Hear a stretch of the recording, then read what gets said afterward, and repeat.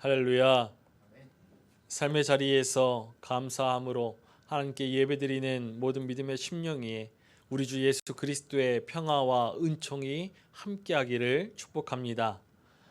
2025년의 마지막 시간과 2026년의 첫 시간을 감사함으로 하나님께 드리는 우리 사랑하는 믿음의 가족 여러분 모두를 환영합니다.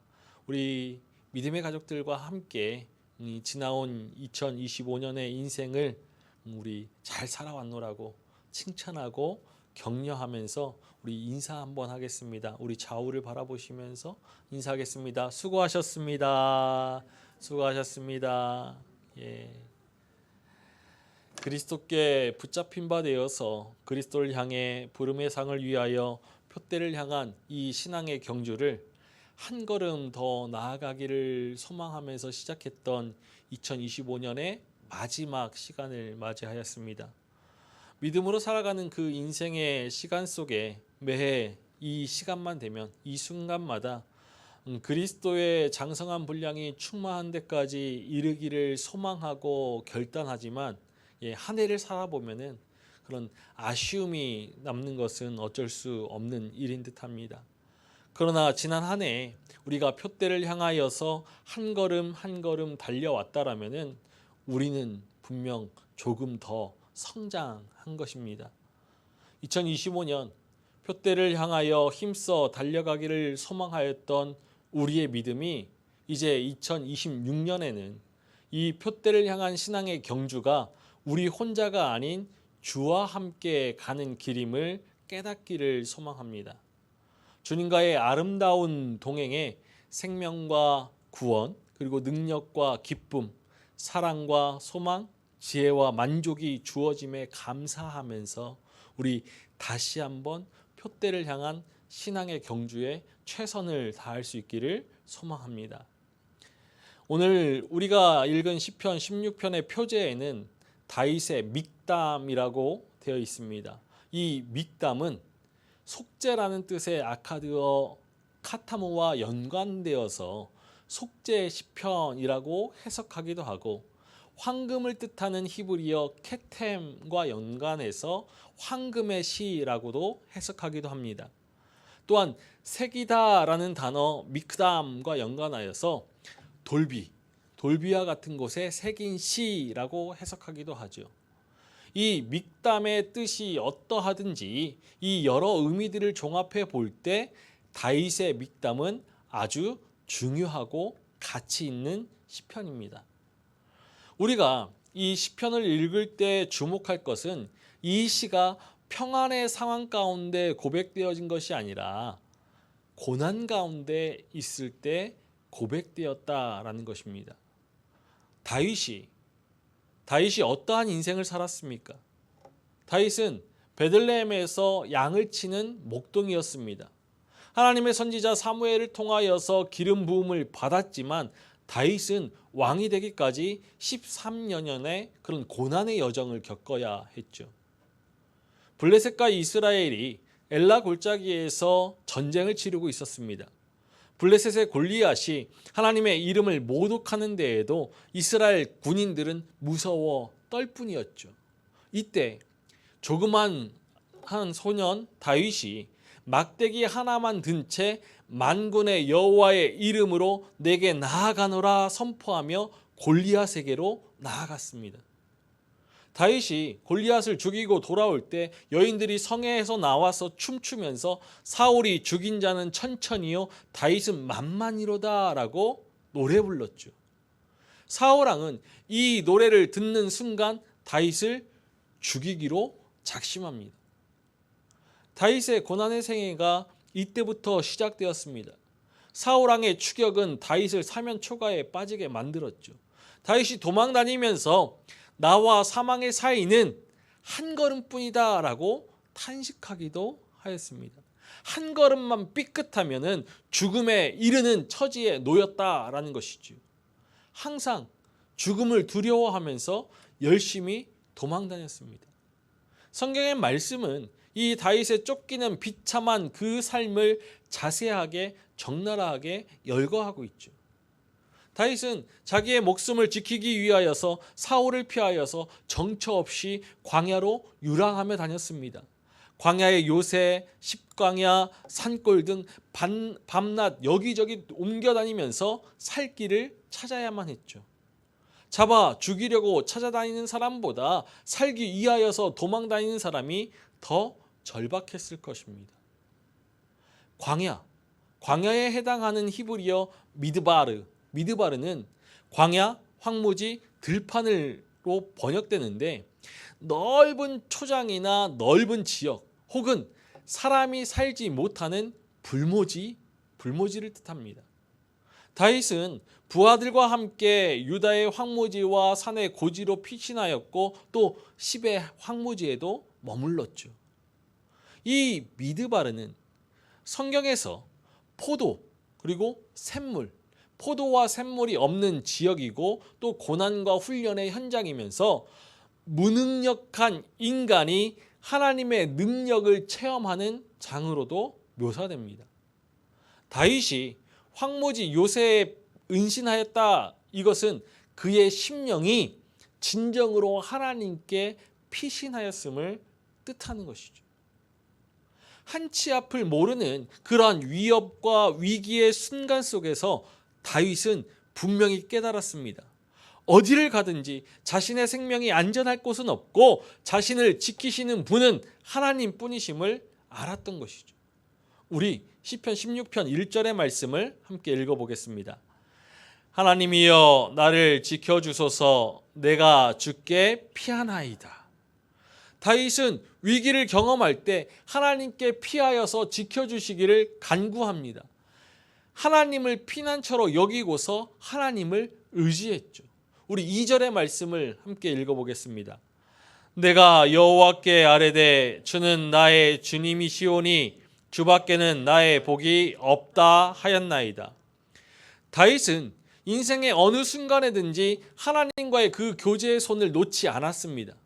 의지할 것 없는, 기댈 것 없는, 소망 없는 삶에 하나님이시라면 내 영혼을 구원하시고 안전하게 하실 것을 믿었죠. 그래서 다윗에게 하나님은 다른 누군가의 하나님으로 고백되어지는 것이 아니라 나의 주, 나의 하나님으로 고백됩니다. 목숨이 경각에 달린 그 순간에도 자신의 인생을 주관하시는 분, 생명의 주권을 가지신 분이 바로 하나님밖에 없음을 고백하면서 나의 주, 나의 하나님으로 고백하죠. 다윗은 하나님을 나의 복이라고 고백합니다.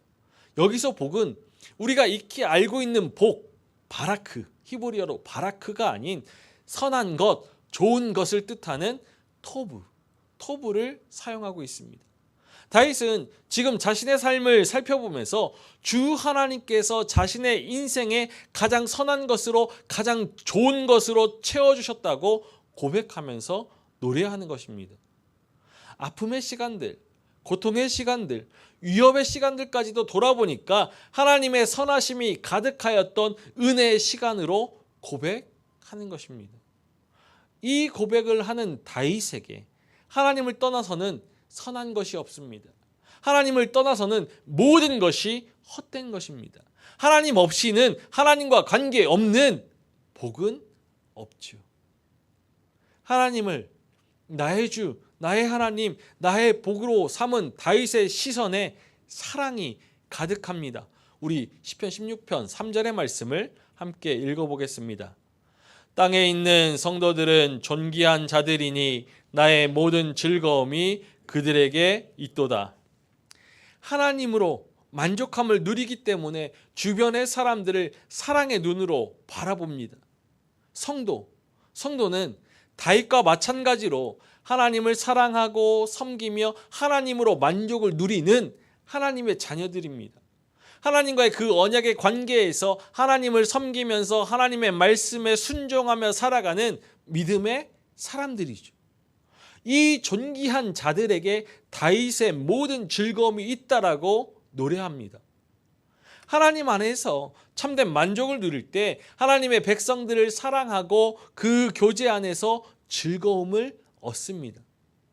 다윗은 지금 어려움에 처해 있지만 하나님께서 피난처 되어주시고 나의 주, 나의 하나님, 나의 복이 되어주심으로 사랑을 품고서 하나님의 백성들과 함께하는 그 교제의 즐거움을 누릴 수 있는 것입니다. 이런 깊은 영성으로 가득한 다윗에게 세상의 신들은 헛된 우상에 불과하죠. 우리가 보아야 할 4절의 말씀을 메시지 성경은 더욱더 적나라하게 전해주고 있습니다. 우리 함께 읽어보겠습니다. 신을 사러 가지 마라. 신들은 사고 파는 물건이 아니다. 나 신의 이름을 결코 상품 대하듯 하지 않으리라. 우상을 섬기는 것을 신을 사는 행위로 묘사하고 있죠. 이 표현은 인간의 신에 대한 인식을 여실히 보여주고 있습니다. 인간은 자신의 만족과 유익, 성공을 위해서 신을 만들어냅니다. 성공을 위한 신, 번영을 위한 신, 건강을 위한 신, 수많은 신을 인간의 손으로 만들어내죠. 자신의 욕망을 이루어줄 신을 인간 스스로 만들어내는 것입니다. 이러한 신은 헛된 우상에 불과하죠. 이 4절의 말씀, 개역개정 성경에서 예물을 드리는 자에서 드린다라는 것은 쫓아간다라는 것을 의미합니다. 자신의 욕망과 이익을 위하여서 값을 치르고 산 나무 조각을, 금속 조각을, 흙 덩어리를, 헛된 우상을 쫓아갑니다. 우리는 분명히 기억해야죠. 우리는 하나님을 쫓아가는 복된 인생으로 창조되었습니다. 그러나 인간은 하나님을 따르는 일에, 하나님을 쫓아가는 일에 실패하였습니다. 인간의 첫 시작, 아담과 하와의 그 실패 이후로 하나님을 온전히 쫓아가는 그 삶을 살지 못하고 하나님을 대신할 무엇인가를 찾는 삶을 살았죠. 하나님의 자리에 인간의 손으로 만든 나무, 금속, 토기 등을 올려놓고서 헛된 우상들을 하나님인 양 찬양하였습니다. 헛된 것들이 자신의 안전을, 생명을, 인생을 보장해 줄 것이라 믿었죠. 그러나 지금 다윗은 분명히 고백하고 있습니다. 자신의 인생에서 찾고 구하고 의지해야 할 분은 오직 하나님 한 분이심을 고백합니다. 헛된 우상들이 하나님의 자리를 대신할 수 없고 오직 하나님 한 분만이 자신의 모든 것 되심을 고백하죠. 우리 5절의 말씀을 읽어보겠습니다. 여호와는 나의 산업과 나의 잔의 소득이시니 나의 분깃을 지키시나이다. 다윗은 자신이 하나님께 속한 존재라는 그 확신으로 가득합니다. 그래서 하나님을 산업과 잔의 소득으로 고백하고 있죠. 그가 누렸던 권력, 명예, 부와 재물이 산업과 잔이 아니라 하나님께서 다윗의 산업 되시고 잔의 소득 되시며 그 분깃을 지키시는 분이십니다. 여기서 산업은 소유로서 자신의 몫을 받는 것을 뜻하고 잔은 자신이 받아 누리는 그러한 신분과 지위를 상징으로 표현한 것입니다. 분깃은 이 산업과 잔의 총합을 의미하는 것이죠. 이것은 곧 하나님이 자기 자신이 가진 재산이 되고 하나님이 자기 자신이 받아 누린 신분과 그 지위가 되어서 그 모든 것을 지켜주신다는 것입니다. 그리고 다윗은 이 자신의 분깃을 지키시는 하나님께서 줄로 재어주신 그 땅으로 만족하며 감사하고 있습니다. 그 땅으로 인하여서 기쁨을 누리며 아름다운 기업을 받았다라고 고백하지요. 우리 6절의 말씀을 공동번역 성경으로 읽어보겠습니다. 당신께서 나에게 떼어주신 기름진 땅 흡족하게 마음에 듭니다. 다윗은 자신의 삶을 욕망과 이기심으로 가득 채우지 않았습니다. 더 많은 영토를 가지기 위하여서, 더 많은 부를 쌓기 위하여서, 더 많은 것을 누리기 위해서 하나님께 매달리고 구하지 않았죠. 하나님께서 재어주신 것만으로도 흡족하고 감사할 줄 알았습니다. 하나님께서 자신의 삶에 허락하신 그 지경은 하나님께서 주신 것으로 하나님의 이름이 있는 것이고 하나님의 목적이 이끄는 것이며 하나님의 임재와 하나님의 보호하심이 있기 때문에 그곳에 사는 것만으로도 흡족해하며 기뻐하였던 것입니다. 다윗이 이 같은 믿음의 자세를 갖추고서 아름다운 고백을 할 수 있었던 이유는 분명합니다. 우리 7절의 말씀을 읽어보겠습니다. 나를 훈계하신 여호와를 송축할지라 밤마다 내 양심이 나를 교훈하도다. 여호와를 송축할지라. 여호와를 송축할지라. 송축하다의 히브리어는 바라크, 무릎을 꿇다라는 뜻이 있습니다. 다윗은 하나님께서 훈계하여 주시기 때문에 하나님 앞에 무릎을 꿇을 수밖에 없음을 고백하는 것이죠. 훈계하다라는 것, 그것은 충고하다, 조언하다인데 하나님께서 자신에게 깨닫게 하신 것을 암시하는 말입니다. 낮에는 하나님께서 직접 훈계하시고 밤에는 양심으로 교훈하십니다. 다윗은 낮과 밤 이 모든 시간 속에서 하나님과 교제하였고 하나님을 묵상하였습니다. 다윗은 하나님께 지혜를 구하고 하나님의 말씀에 귀 기울였죠. 복 있는 사람은 주의 율법을 즐거워하여 밤낮으로 율법을 묵상하는 사람입니다.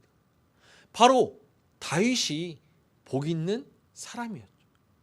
그 복은 하나님께서 어느 상황에도 함께 하심이고 생명의 길로 인도하신다는 것입니다. 다윗은 고난과 위기의 상황에서 하나님께 간구하였고 하나님께서 함께 하신다는 그 확신으로 송축하고 있는 것이죠. 여호와를 송축할지라. 다윗의 이러한 아름다운 믿음의 자세가 이렇게 표현됩니다. 우리 8절의 말씀을 함께 읽어보겠습니다. 내가 여호와를 항상 내 앞에 모심이여 그가 나의 오른쪽에 계심으로 내가 흔들리지 아니하리로다. 하나님을 항상 내 앞에 모신다. 이것은 다윗의 삶의 그 전형적인 자세 코람데오를 말하는 것이죠. 하나님을 모셨다라는 것은 하나님을 쫓아간다, 하나님께 순종한다, 하나님과 동행한다라는 것입니다. 다윗이 하나님을 항상 내 앞에 모셨다라는 것, 이것은 늘 하나님의 뜻에 순종하는 삶을 살기 위하여서 힘썼다, 애썼다는 것이죠. 항상 앞장서서 인도하시는 하나님을 따라 하나님을 쫓아 살아가겠다는 것입니다.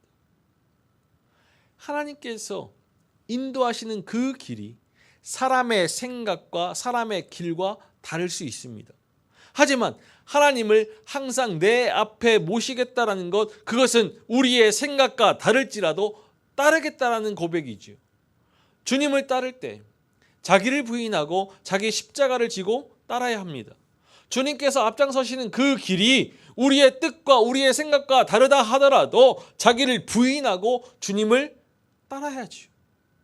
우리의 생각을, 우리의 뜻을 내려놓고서 주님의 주권을 인정할 때 앞장서 인도하시는 주님을 따라갈 수 있습니다. 그런데 중요한 것은 다윗이 고백하고 있듯이 하나님을 모시는 삶이 항상이어야 한다는 것입니다.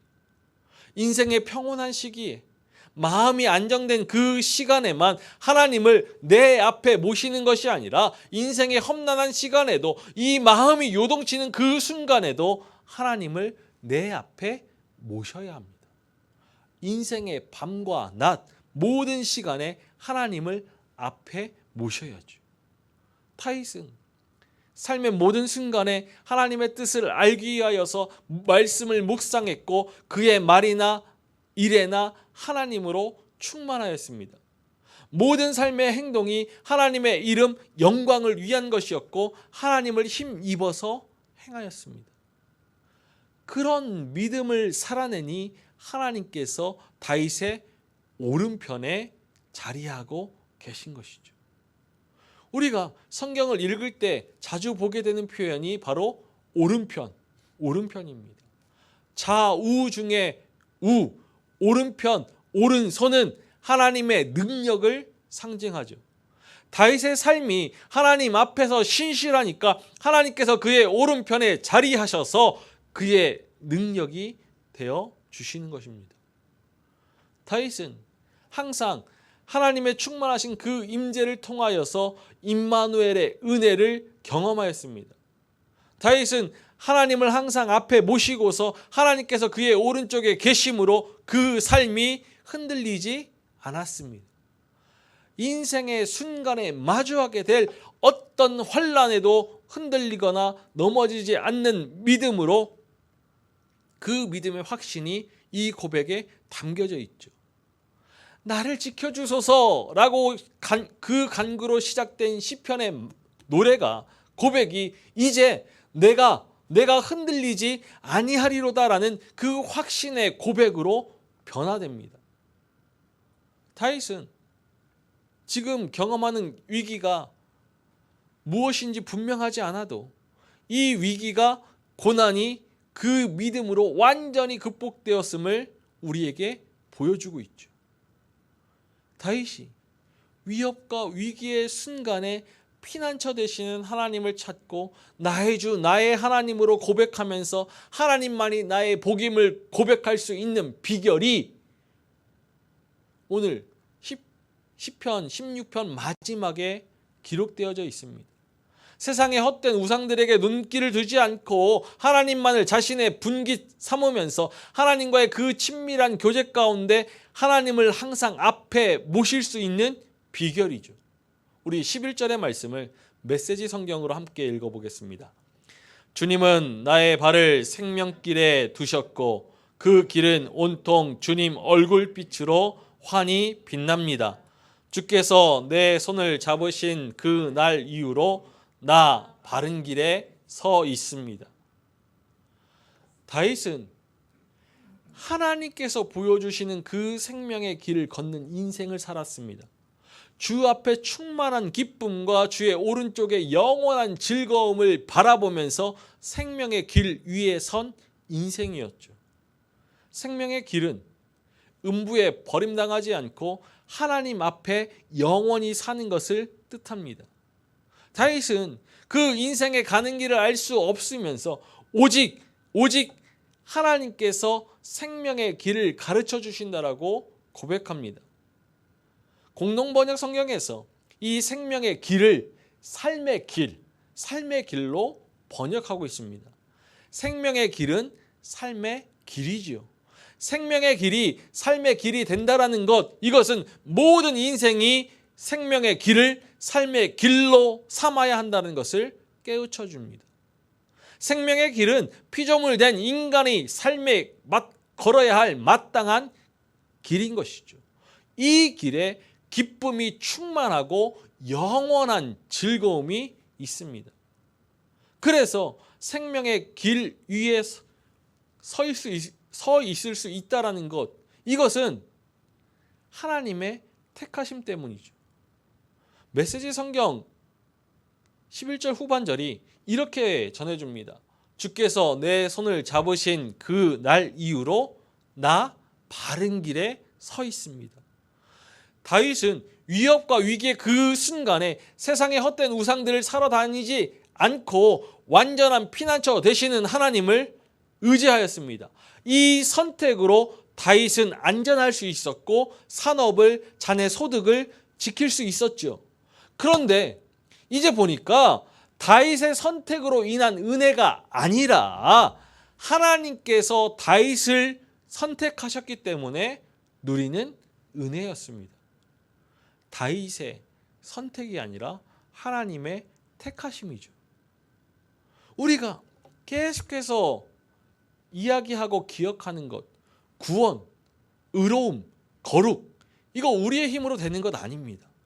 하나님께서 택하셔야만 구원이 선물로 주어지는 것이고 그리스도의 십자가의 죽으심으로 의롭다함을 얻은 것이고 거룩하신 하나님의 자녀가 되었기 때문에 거룩함을 받은 것입니다. 우리 신앙의 모든 것들이 우리의 힘과 우리의 노력으로, 능력으로 이룬 것이 아니라 하나님께서 주셔야만 이룰 수 있는 것이고 하나님께서 주셔야만 누릴 수 있는 것이죠. 우리의 공로로 내세울 것이 아무것도 없습니다. 주께서 내 손을 잡으신 그 날 이후로 나 바른 길에 서 있습니다. 하나님께서 나의 두 손을 맞잡고 계십니다. 그 잡은 손을 놓지 않으시고 이끄시며 우리의 걸음을 바른 길로 인도하시죠. 그 길은 생명의 길이고 의의 길이며 복된 길입니다. 생명의 주 대신, 창조의 주 대신 하늘아버지 하나님께로 나아가는 길입니다. 하나님께서 생명의 길이 되십니다. 하나님께서 우리에게 생명의 길을 밝히 보여주시면서 우리의 걸음을 그 길 위에 두시고 생명으로 걷게 하셨습니다. 예수의 생명을 허락하시고 그 생명으로 하나님을 향한 믿음의 걸음을 걷게 하셨죠. 우리 11절의 말씀을 다시 한번 읽어보겠습니다. 주께서 생명의 길을 내게 보이시리니 주의 앞에는 충만한 기쁨이 있고 주의 오른쪽에는 영원한 즐거움이 있나이다. 오늘 우리가 함께 읽은 시편은 어둠의 그늘 가운데 살아가는 우리의 믿음에 빛을 비춰주며 오롯이 생명의 길을 가고자 결단하도록 도전합니다. 우리가 인생을 살면서 하루하루가 걱정이고 염려이며 두려움인 것, 그것은 우리 인생 그 앞에 펼쳐질 시간들에 대해서 우리가 예측할 수 없기 때문이죠. 그러나 우리는 예수의 생명을 지닌 하늘에 속한 복된 인생이고 우리의 걸음은 생명의 길 위에 놓여 있음을 기억해야 합니다.